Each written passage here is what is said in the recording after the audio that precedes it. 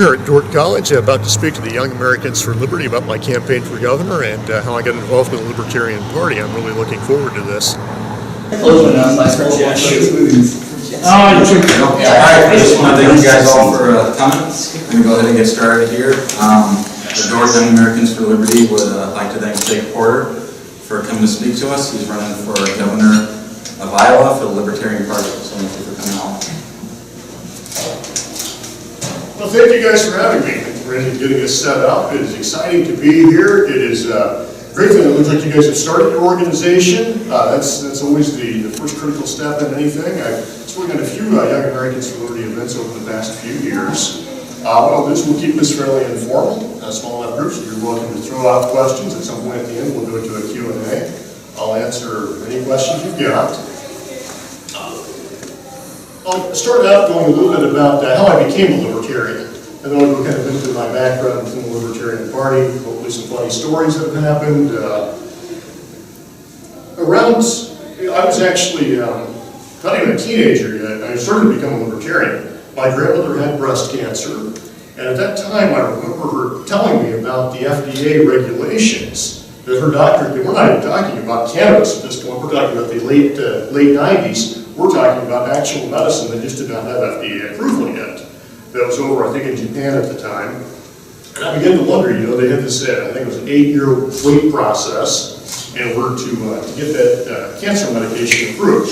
And you've got somebody who's dying, somebody who's sick and dying, wants to take their own medication, has a doctor that wants to give them medication, but they have to wait through these approval processes. And I began to ask the question, who owns your own body? Does the state own your body? There's some do-gooders out there that says this medication might kill you. You're going to die anyway.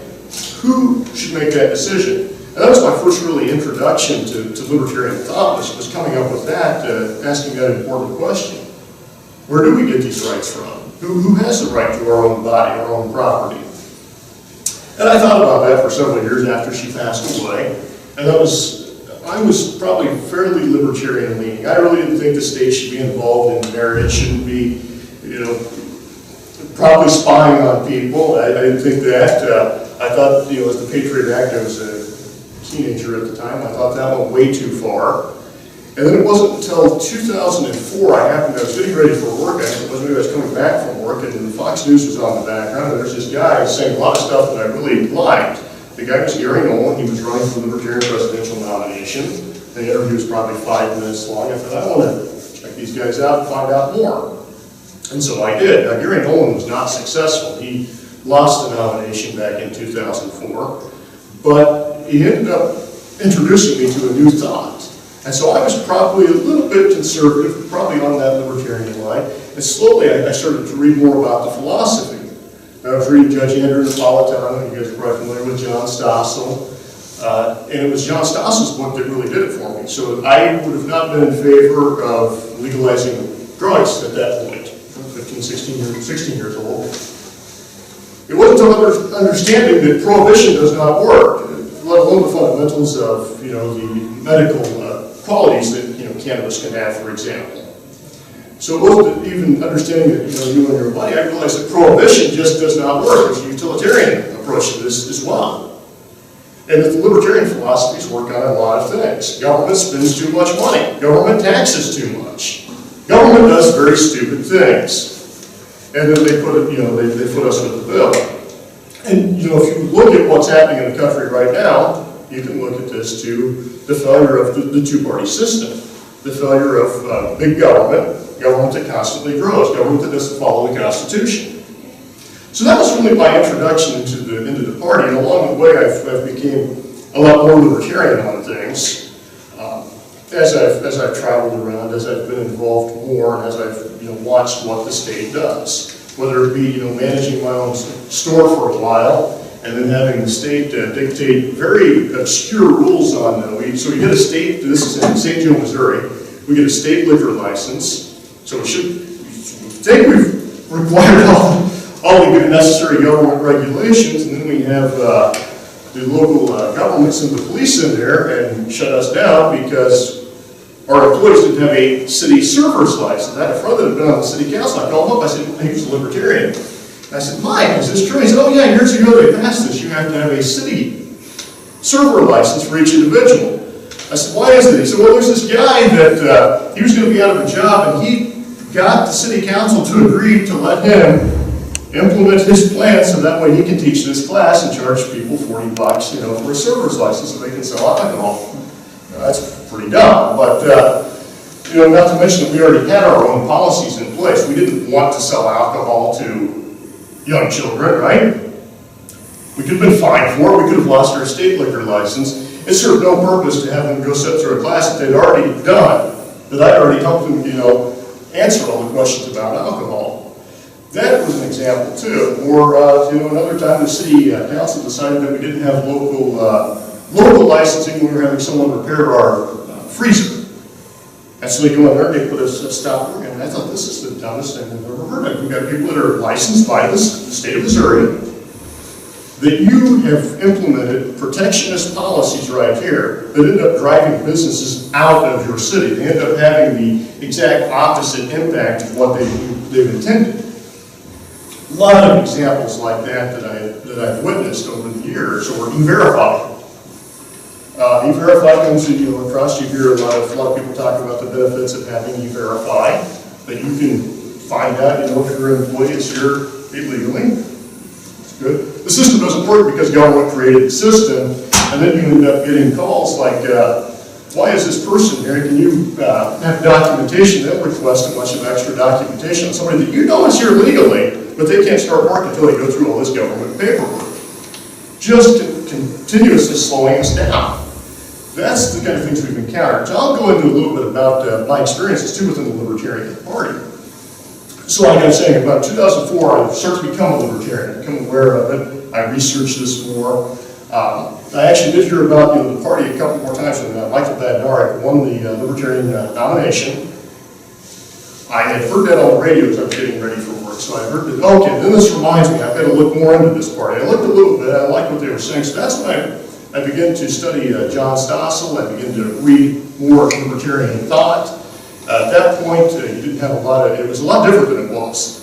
2006, I moved to Des Moines, where I started to go to college, and then I became active within the local Libertarian Party. And at that point, it was maybe 13 people in the whole state, you know, that was actually active. There was more Libertarians, but it was very few.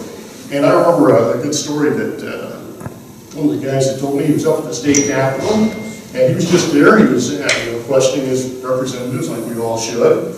And so he asked me, I said, who are you with? I said, well, I guess I'm with the Libertarians. And they said, the Librarians? There's a lot of you, actually, so there's a lot of you here today. I'm just thinking, who else is here? You know, Tim show up? You know, like 13 of us in the whole state. Later on, he found out there was a librarian convention that happened right there. So there was things like that. People think you're the vegetarians. And so we went through the years of this, and finally it was in 2008. Ron Paul runs for president. You're familiar with that. And he ran as a Republican, but he brought the name Libertarian to the masses. He brought that to the people, and people had an idea what a Libertarian was because of his campaign. And it did not help the party out at first. A lot of people were in the Republican Party. And I'll say something about that too. A lot of you may be in the Republican Party. I don't view Republicans and Libertarians, or people that want to even remain active in the Democrats that are Libertarians, I don't view us as enemies. I think that is false thinking that has actually hurt the movement. I view Libertarians, they may have different opinions of how to go about this. I think I'm right. They may think they're right. They may think there's an opportunity within the Republican Party. For certain people, there certainly is. My friend Chris Peters is running for Congress over in the 2nd District as a Republican. That makes sense for him. I understand why he's doing it. I don't think that we are enemies at all. I think that we need to be united. And you can attack things from different approaches. You can attack things through nonpartisan groups as well, as long as you're educating people on the issues. So I view us all as allies. And I don't necessarily think there's a one-size-fits-all approach. It's probably good that there are people that are active in multiple things. It would be the Cato Institute or Reason Magazine, Young Americans for Liberty. If one collapses, you still got outreach, right? So I think that's a benefit. but going back to the party, so 2008, Ron Paul does that. I actually am at Delhi. I'm working for one of the presidential candidates. We lose at the national convention. The chief of staff was 20 years old, managing 220 volunteers, I think, nationally. It was exciting. A lot of interesting things that happened at the convention. There was 12 people running. A lot of crazy people running as well, or thought they were running and didn't get hurt. Probably no delegate votes, but still showed up and claimed that we're running for president. Really interesting people that you had. But there was about 5 or 6 of them that actually had a shot at the nomination. And we go through a fight. Congressman Bob Barr wins. You guys may not know who Bob Barr is, maybe that's good. It upset a lot of people. It did fracture a lot of people in the party. I actually thought that Bob ran a pretty good campaign based on the resources he had. But at that point, we started to grow a little bit because after the Ron Paul campaign, Ron Paul runs again. The party still kind of stagnant. So in 2010, I decided I'm working with Eric Cooper. We're trying to get the major party status, and we did not succeed. But I decided I'm going to run for Secretary of State. Probably 22 years old, I think, at the time running for Secretary of State. Didn't know what the hell I was doing, but I was going to run anyway. And we collected the signatures, got on the ballot. I actually got to debate my opponents. That was the first time and the only time they let me debate my opponents. They did not after that. They didn't make that mistake twice. But I got to do that, and I got to understand a lot about policy-wise, too, in the Secretary of State's office, how election laws work. That's not quite a bit of fun. Then I kind of took a break from politics for a few years, moved to Nebraska for a while to work on my career. Then I returned back in 2013. I was working for Yahoo and ended up just by chance getting an apartment in Council Bluffs. I'm back in Iowa again. People ask me to run for office again. I'll run for Secretary of State again. Now this time it gets pretty interesting. There's a few things that are happening. The Libertarian Party, ACLU, helped us sue to get the ability to register as Libertarian back in 2005. So in 2000, we had a petition, so it basically won us and the Green Party the ability to register members, which is really beneficial, as you know, getting lists of people to data. And, for years they drug their feet, but there was one problem. Everyone kept saying that whenever we try to register to vote, it's coming back as no party. It's not working. Well, it happens to me whenever I move back. I said, okay, I've got a lot of stories about this, so I call up Secretary of State. They say clerical errors. Somebody just entered it wrong. This happened a lot of times. But again, same thing happens.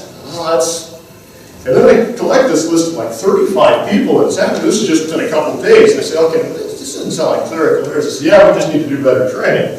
I'm thinking, are you telling your people are that stupid? I don't believe that. I don't believe the people that are entering this are that dumb to just constantly mark the wrong box. I don't believe in it. So either they are that dumb and you need to fire them, or you've got a database error somewhere in there. They didn't know me, but I realized that the Secretary of State was a Republican. The Democrat, the Iowa Senate controls Secretary of State's office over the budget. So I called up the Iowa Senate Democrats. I said, I've got this thing here. Would you be willing to help me out? Well, they said scandal, right? Within a week, we had that thing fixed. But that was all about working with people, by building alliances. And Secretary of State's office, not only did they make it right with us, they sent out a postcard to anyone that they thought might have been impacted. So we went from having about 1,500 registered voters to having, I think it was about 2,500 registered voters. Not a lot, it's 2014. And that's when things really started to grow. So we have the convention.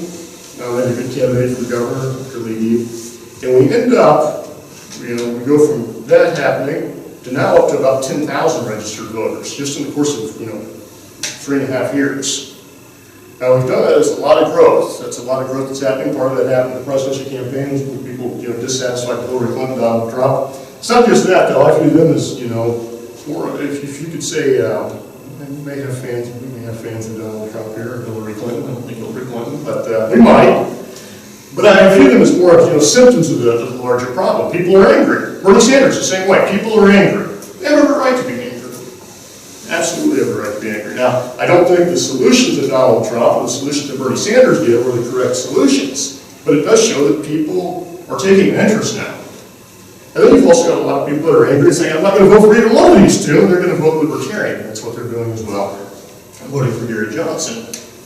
And we can start to see that in the 2014 campaign when I was running for Secretary of State. A few things that I ended up getting, so in both times that I've ran for Secretary of State, I've covered the margin of difference between the Democrat and Republican, and the Democrats really, some of them hated it, they try to claim that I cost the Democrats the Secretary of State's office twice. I did not, but they will make that claim.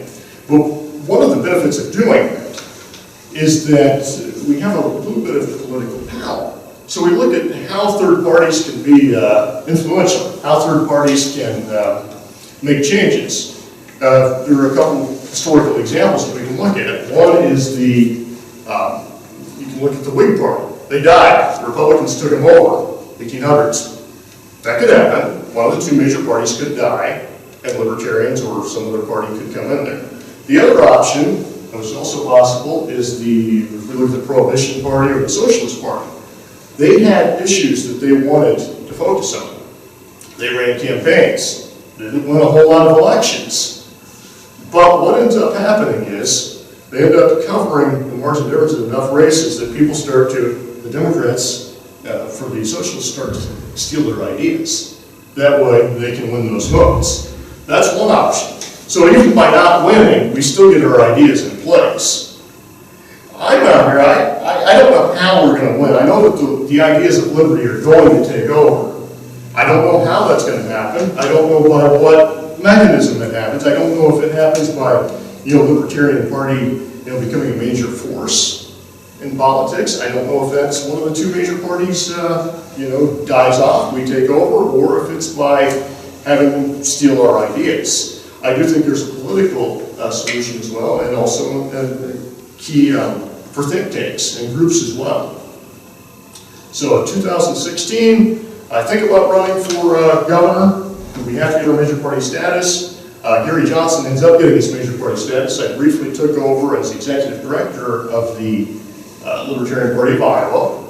And I realized around June, I want to say, we don't have a candidate for governor. Now, the governor has to get 2% in the next election for us to keep this major party status. This allows us to have primaries. This allows us pretty much, I think, in the debates, I've now debated with my opponents, we're in 2 forms. I'm going to be in another form. There's going to be a debate-style form, I believe, next month. So it gives us those abilities that we didn't have before. State fair straw polls, a lot of publicity that we didn't get.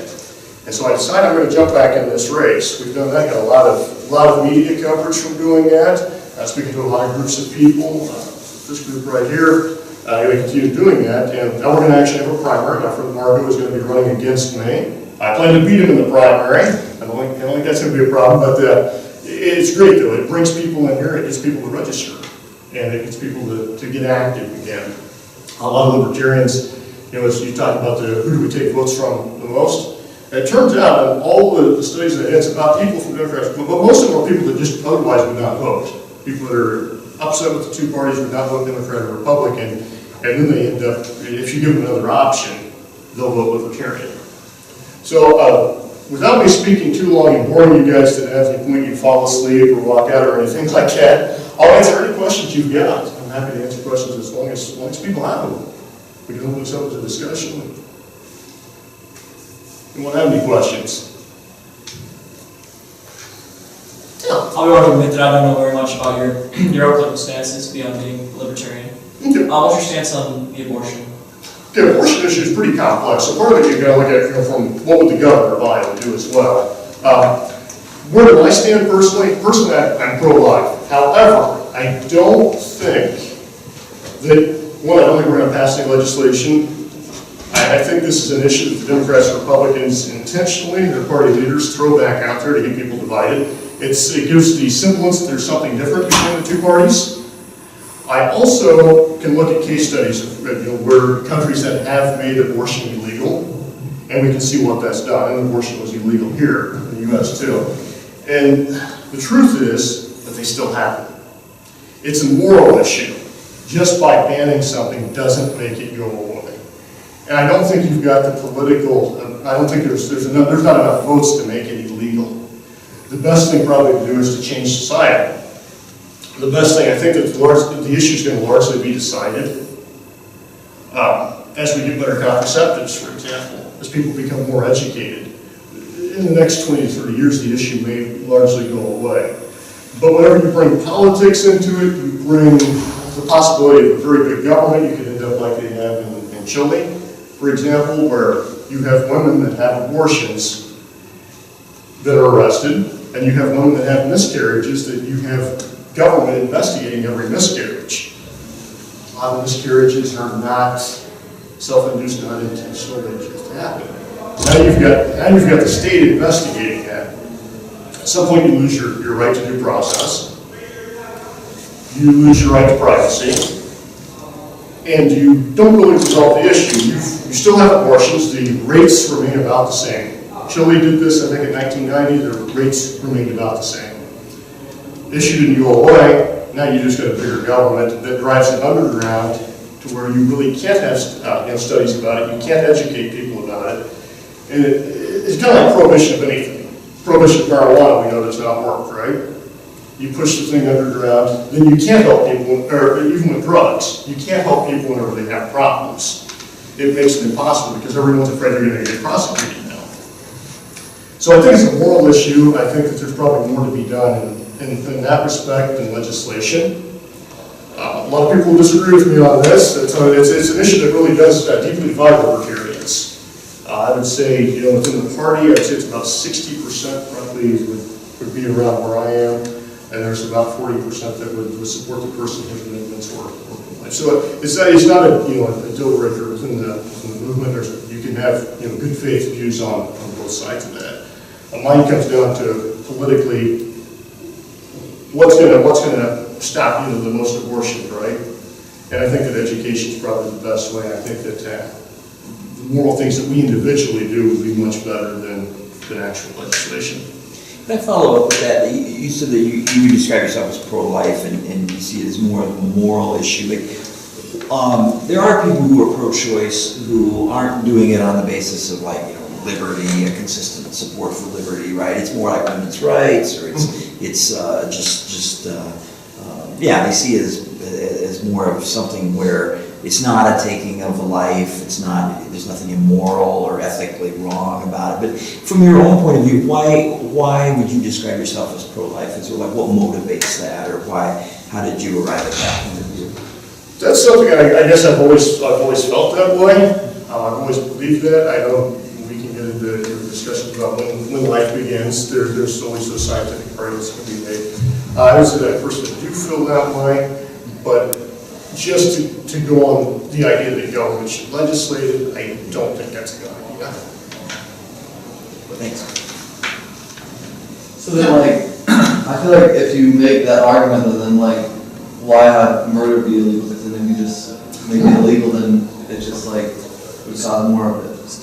Murder is, okay, if we look at this, so we've got large consensus, everyone agrees with murder. It's a lot easier to prosecute murder than it is miscarriages. Miscarriages are common. Do we really want a government that big? Do we really want a government that, you would have to create a new bureaucracy, basically. A new investigative force, basically, the state patrol, right? To you have to have basically a new agency probably to investigate, to be in every hospital, to be in every doctor's office, to investigate every miscarriage. With murder, it's a little bit easier to find out what's caused this. And then we only get to problems with, okay, let's say they're going to add exceptions, because they will. People are deeply divided on this issue. So you pass legislation. You get an exemption for, let's say, rape. What happens? Oh, you're going to have men being falsely accused of rape. That's the political reality of it. That's what we've seen, in countries that have tried this. It's not had the desired outcome. The desired outcome would be fewer abortions, right? Fewer unplanned pregnancies. That's what I want to get to, and I'd be happy to go around and speak to every high school class that I could, even junior high class, about making good decisions. It's not just about sex, but also about drugs. Getting good grades, staying in school, working hard. These are all important things that we should do, and important lessons that should be taught. We should reach out and teach people, I think, individually, and not expect the state to do it. Anytime the state gets involved in something, you're going to have disastrous consequences. The state gets involved in all kinds of things, and it very seldom works out. When you say state, are you referring to the federal government getting involved, or are you referring to the actual state government getting involved? Well, I think you'd probably have the state government get involved. I mean, that's where murder's decided that, right? So I don't think if you actually see the federal government get involved, I don't think you would. I think it would be a state-by-state case. So you think it should be like, Iowa's responsibility to make sure that the students are educated on these matters, or you think it should be? No, I think it should be an individual thing. We individually should talk to people. Now, as governor, I got the bully pulpit, right? If I was elected governor, I can go to the governor to speak to any high school, any college. That's not necessarily the state itself doing that. That's, we as individuals should do that. We as individuals should be helping our neighbor. We should not expect the state to help our neighbor. We should be out there doing that ourselves. Just one more follow-up. Yes.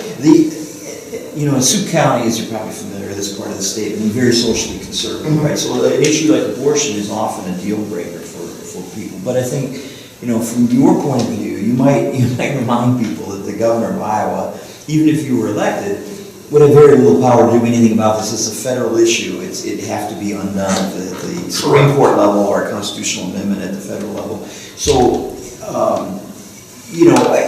as governor, probably the most you could do might have to do with something like Planned Parenthood funding or, funding of abortion providers. So it's kind of a divide and conquer issue that's used, like you say, to pit Republicans against Democrats, although very little, almost nothing has changed in decades. And it's not going to change, but they're going to keep this issue going. That way people have something to fight over. No, I think that's a good point. As governor, that's one thing too we can discuss a little bit, more about what can the governor actually do. The governor's not a dictator. I have people, would you do this? The governor can't just go out there and start legalizing this or deregulating that. The governor's an executive. He or she does have some very interesting powers they can do. We should restore voting rights to anyone that has, paid for their crime and served their time. Day one, that's what I would do.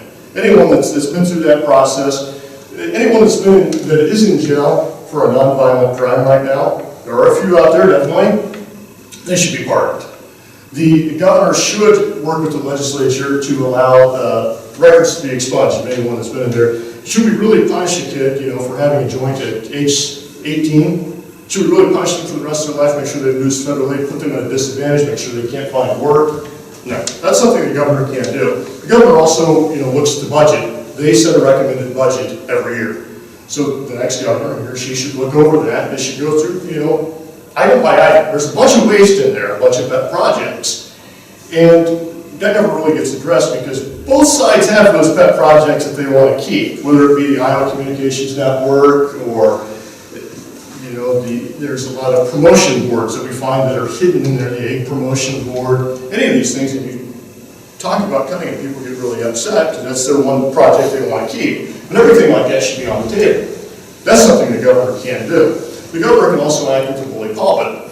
So when it comes to like medical cannabis and the legislature dragging their feet for, close to 10 years now, sick children not getting their medication, the governor can have a bully pulpit about that and go on the TV and, every night, whatever it takes, go into these, the districts and the members of the legislature and tell that, and they will, if there's enough pressure on them, they will actually pass it. If they think it's going to cost them their votes or their money or whatever else, they will. That's things the governor can do.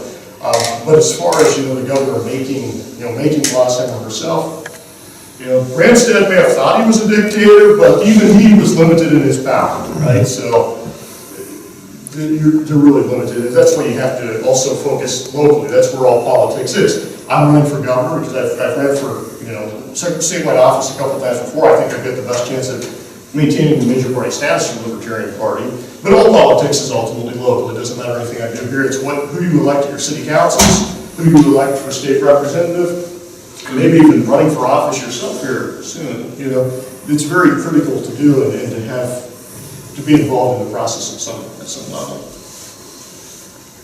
Yeah. So one thing that governors can do is you choose whether or not to sign a bill that comes to your desk. Would you say that you would personally sign a bill similar to the Texas legislation where you have to, before a woman has abortion, she has to look at it, I believe it's a mammogram of her baby before she's allowed to go through it?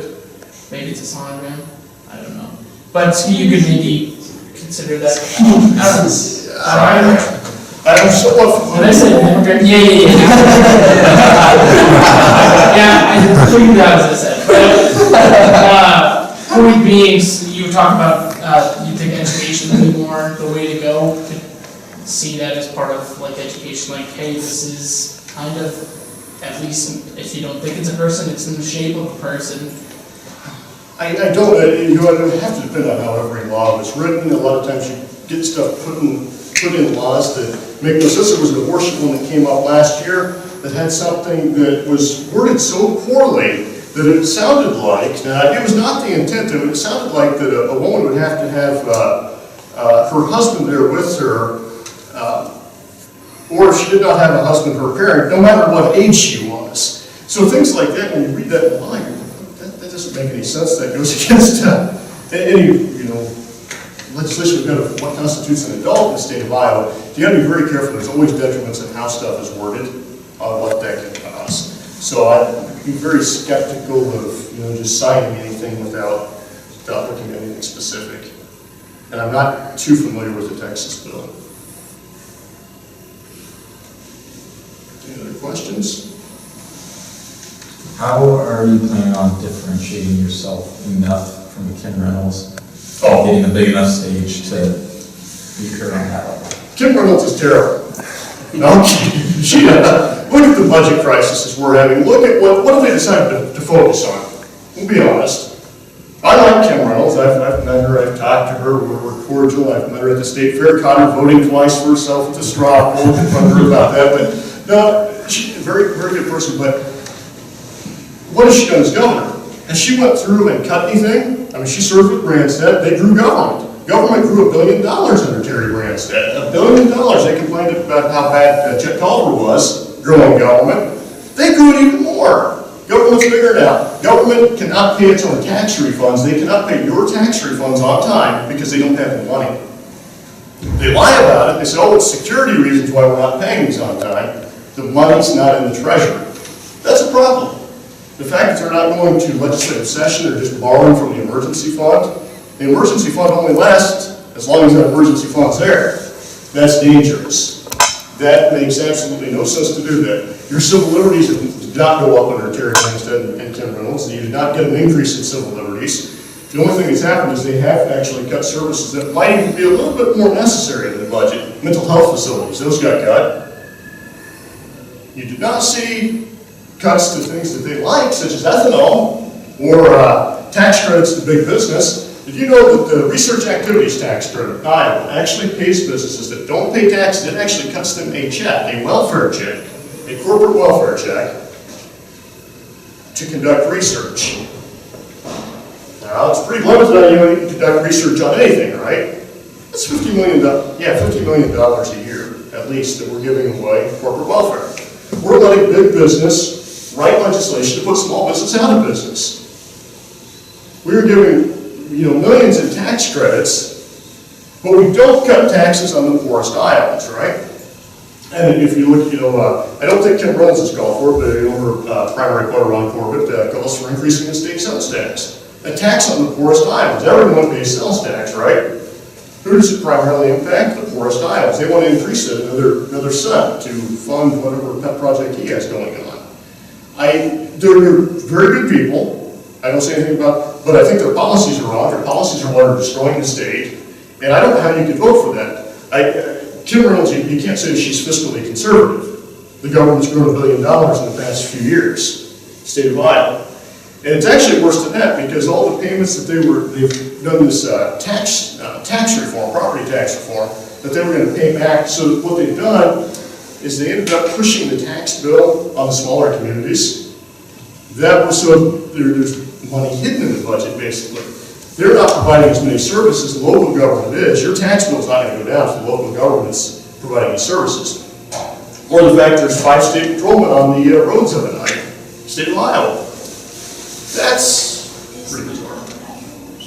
So things that I don't think have worked out. I don't think the privatization of the Medicaid, to give that to a few big companies that were supporters of Branstad, I don't think that worked out either. Another question. I grew up in Washington State, and we don't have any state income tax, so it's a little bit of a shock for me coming here and working as a student and also not paying state income taxes. What are your ideas about state I have a few ideas. One idea, so I think we should eliminate one, we should phase it out. I personally call for the sales tax. I think it'd be easier to get through the legislature, because I think you get Democrats to agree with it as well. And my idea is behind that, so if you cut the sales tax, that's less money you're going to end up giving in welfare as well. Sales tax is a tax, in the same way as vehicle registration tax, right? So you're trying to get your first job, and you have to buy a car, you get taxed on that, you get taxed on the vehicle registration tax, they just raised your gas tax, and now, of course, you're going to pay anything that you buy with that money is going to be taxed at 6-7%, depending on where you live, and then they're going to tax your income on top of it. Now, if you want to buy property, you want to buy a house, look, you're going to tax that.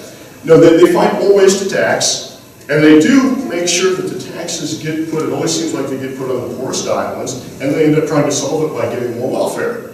Instead of just cutting the taxes out in the beginning. You know, we have these tax-free holidays, right, for education you can buy, a couple days of the year. We should have that, I think, all year round.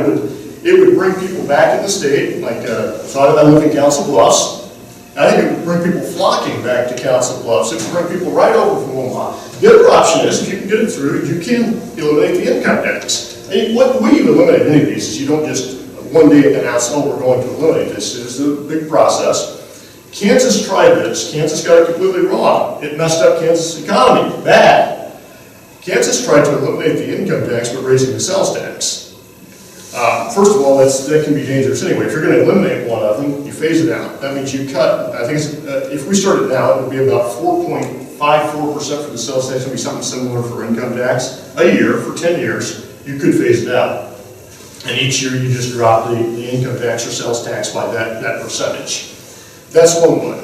But whenever you go raising another tax to pay for your tax break, that can be very dangerous. When Kansas tried this, they ended up having a revenue shortfall, kind of like we're having here. So you get a bad economy or an economy not growing quite as fast, you can end up in these real jams. But they didn't have enough money, and I think they ended up having to go back and probably reinstitute. I don't know if they completely eliminated their income tax or just greatly reduced it. It did not work. It had disastrous impact. So whenever you do it, you got to be careful. You don't want to do it all overnight. You want to phase it out. That's something we definitely should do. So one of those taxes should go away. I personally think it's the sales tax. A lot of people disagree and think it'd be the income tax. I think you'd have an easier time getting the sales tax through the legislature because a lot of Democrats like that idea as well. We talked about minimum wage. Well, minimum wage, you're going to pay more than the income tax, right? Everything eventually is going to equal out. The only winner in that is going to be the government, who collects more taxes on it. But what we can do is let's find things that actually work. And to try to get minimum wage laws, passed, I think would be a disaster. But we can focus on the taxes that the poorest islands pay. Does that differentiate myself a little bit from Kim Reynolds? Yeah. Any other questions? What would be like your priorities if you did become governor? Like, would you more focus on issues like decriminalizing drugs and stuff, or would you try to work on more fiscal issues? Because I'm less of a libertarian, more of a conservative, so I find more agreement on fiscal stuff. So I was wondering what priorities were. So the biggest priority, one of the main reasons why I'm running is because of the budget crisis that we're in. So that has to be the first priority because we're ending up. It's a slow path. We're on the path to Illinois, the path to California. It's slow, but we're going down that, and we continue to spend more money. We continue to regulate small businesses out of the state. In the past, since I think between 1990 and 2011, 60,000 islands moved out of the state. That's a problem. Why are they moving out of the state? We want to get people here. We do that by having sound fiscal policy. We do that by making sure we don't tax people out of the state. We make sure that we do have good jobs for people, that we don't regulate them out of business. Our small towns are dying. I think 77 out of 99 counties lost population. 72, it was in the 70s though, lost population in the last census. We're going to lose another congressman. And after when the next census happens, I don't see a way around it. We are losing, we do lose people. Des Moines continues to grow. Smaller towns do suffer. And a lot of this has to do with our fiscal policy that we have. It's also not reasonable to think that the budget's not going to continue to get cut. Services that people are using right now that people have relied on because we haven't allowed a market alternative or nonprofits to take over get slashed overnight. That's what's happened with this budget. because our members of the legislature and governor's office could not prioritize. You end up getting, you know, there's little kids that they get hearing aids at this point, slashed, cut, or doesn't option. Sexual abuse hotlines, slashed, domestic violence shelters, slashed. Part of that ends up in mental health facilities. Part of that ends up costing the state even more money, because now, well, if we don't have the mental health facilities to pay for someone, you know how much more money it costs to put them in prison? So fiscal issues are very important. You talk about, I think you mentioned legalizing drugs now. That's not going to happen. That's the legislature that would have to do that. That's not going to happen in our legislature. What I'm focused on, though, is the medicine. For sick children that can't get medicine, I think that's something that 80% of Iowans agree on. That's something that I support. I think it's a big issue. I remember when the late Clinton McKenzie passed away because he couldn't get his oil in Iowa. They took it away from him. They prosecuted him and his family. That's an important issue, so I do focus on that. I do focus on criminal justice reform, making sure everyone has, you know, an opportunity that a youthful indiscretion should not, you know, doom someone for the rest of their life and then put this cycle of despair. So it's both fiscal and you know, fiscal and personal things that I support both of them. And I would hit each one of them pretty aggressively. But the budget is the primary issue why I am running, because it has such disastrous implications right here for so many people. Oh, thank you. You're welcome. Any other questions? Did you receive an endorsement from Pepsi to be here today? I did not, but I should work on that. They didn't give me some money. I don't get, we actually spoke at a couple of unions. They never gave me money, but I think I was the first Libertarian to speak at a union. The AFL-CIO had me there. That was, so we speak at any groups possible, but I've not gotten any big endorsements. I've not gotten any corporate money. You know, Blue Cross Blue Shield hasn't given me any money. Like somebody, probably not. Any other questions? Immigration's a really big thing in Iowa because of all the farming and all the cattle farms. What do you think about that? You know, so the governor has very limited abilities. That's really something that has to be done at the federal level. They need immigration reform of some kind, right? Because the system we've got does not work. I've worked with a lot of immigrants too, in tech. I've worked at Yahoo, places that I've worked in retail. It makes no sense. We punish people that are trying to get here legally. We make it next to impossible. And at the same time, we allow people just to basically walk over the borders, right? It's not a fair playing field. We need to make it easier for everyone that wants to legally come here. But as far as, you know, what the governor can do, I think it's, you know, pretty limited. If somebody's running for governor and they tell you they're going to do something about immigration, they're pandering. They're lying to you. You know, Branstad, I know he's tried that before in the past. He said, "Oh yeah, well, the governor has no power in that." There was a case a couple of years ago with the Syrian refugees. You know, remember that? They were coming here, and there were people that, "Oh, what's Branstad going to do?" Once people are here, what's he going to do? Is he going to build a wall on our borders, you know, and monitor everyone that comes in and out? Once somebody's in the country, that issue largely goes away. You know, if the governor can't, you know, restrict the free travel of people. Would you, if the opportunity came up, would you accept refugees? Would you be okay with that? It's the thing the governor doesn't have, you know, any control over. So if, you know, somebody comes here, they can move anywhere they want to in the United States. It's, you know, not the governor could make a recommendation. I don't think the federal government really cares what the governor says. I don't think the government has any power to restrict that. And it would be a constitutional nightmare. It would cost the state a lot of money and we would lose that.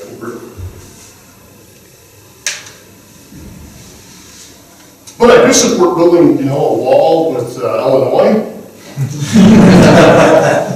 They're, you know, Ryan, you're recording this, right? I am. They're bringing drugs, they're murderers, and, you know, some I would assume were good people.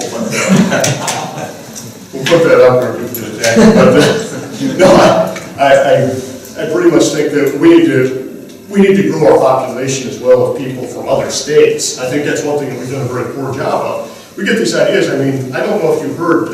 So a lot of these states, you know, Amazon, they're fighting for this Amazon headquarters. Now Amazon wants to hire 50,000 people. You think about the Des Moines metro area has 500,000 people. 50,000 people. If that thing shows up and then goes out of business or something happens to it, that's a lot of jobs to be lost. The economy can't absorb that. Amazon doesn't want to put a headquarters at Des Moines for that reason. It's common sense. But states have got, I don't think Iowa has gotten this bad. The states have came up with bizarre, ridiculous proposals. Like Missouri came up with this idea that they were going to build like this spaceship type thing that was going to transport people between, I think, Columbia, Kansas City, and St. Louis, and actually proposed this in the governor's office.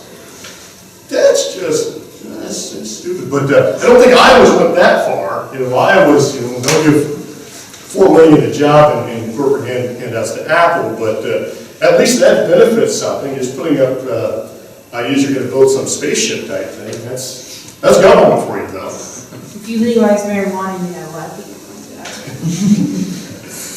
It's interesting. Brian and I, we went to Colorado on a fact-finding mission a few months ago, and we decided what we would find out.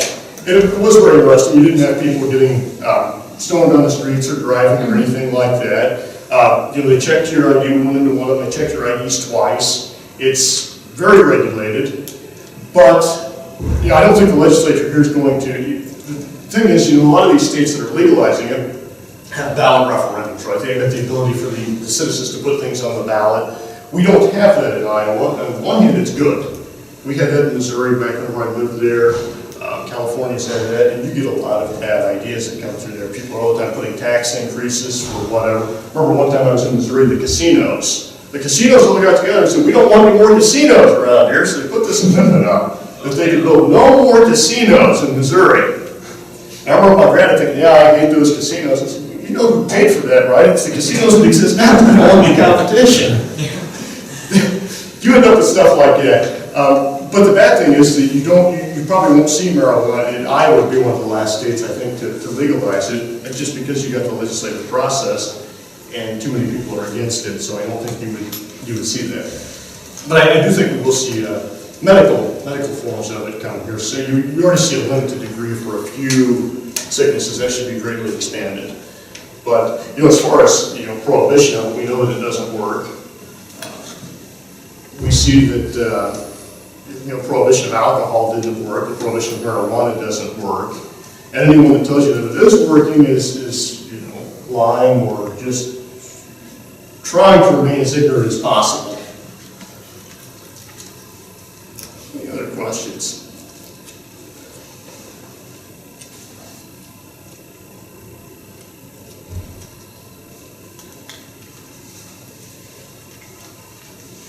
Brian has some questions over there. I don't have any questions for you. Well, I do thank everyone for coming. I appreciate this. I'm happy to talk with each one of you individually. Later on, I'll stay as long as there are people here. I do appreciate it. Thank you, and thanks for having me.